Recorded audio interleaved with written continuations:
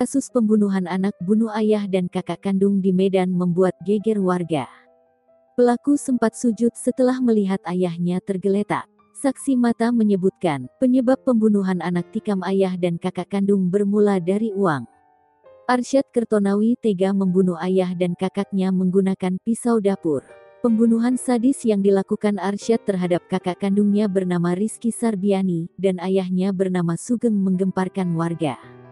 Peristiwa ini lantas mencuri perhatian masyarakat di Jalan T. Amir Hamzah, Jalan Wakaf, Kelurahan Sei Agul, Kecamatan Medan Barat. Pasca pembunuhan pada Sabtu tanggal 28 Agustus tahun 2021 malam, warga pun berduyun-duyun mendatangi lokasi kejadian perkara. Namun, kronologis dan motif pembunuhan ini masih simpang siur.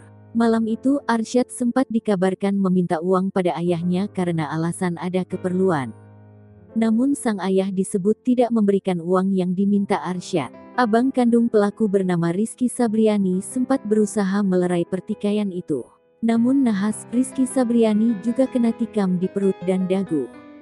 Saat kejadian, Rizky ditemukan meninggal dunia di dalam kamar. Sementara ayah pelaku ditemukan di samping rumah.